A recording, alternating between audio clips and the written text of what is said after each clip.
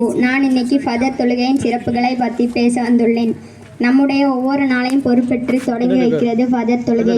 அதிகாலையில் எழும்போது அல்லாஹ்வுடன் நினைவுடன் எழுகிறோம் என்பதே ஃபஜர் தொழுகையின் மூலம் தினமும் நாம் பெறும் இறையருளாக இருக்கிறது. அதிகாலை ஃபஜர் தொழுகை மனக்கவலையை போக்கி உள்ளத்தை லேசாக்குகிறது. அதிகாலையில் எழும்போது ஆழ்ந்த அமைதியும் அல்லாஹ்வுடைய அருளையும் ஆன்மாவில் உணர வேண்டும் என்றால் ஃபஜர் தொழுகையில் வந்து நின்று விடுங்கள். வைகறை அதிகாலை ஃபஜர் தொழுகையில் அல்லாஹ்வை வணங்க நிற்கின்ற பல கோடி மக்களில் நாமும் ஒருவராக நிற்கிறோம் என்பதே ஃபஜர் என்பதே இறை நம்பிக்கையின் சான்றாக இருக்கிறது. தூக்கத்தை விட ஏன் தொழுகை சிறந்தது?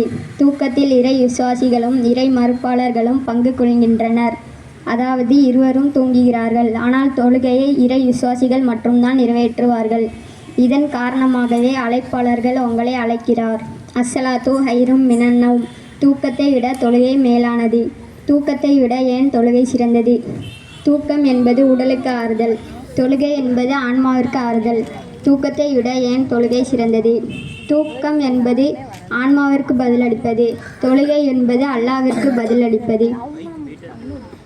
இறை விசுவாசிகளுக்கு அல்லாஹ்வுடைய அருட்கொடையாக அதிகாலை ஃபஜர் தொழுகை இருக்கிறது.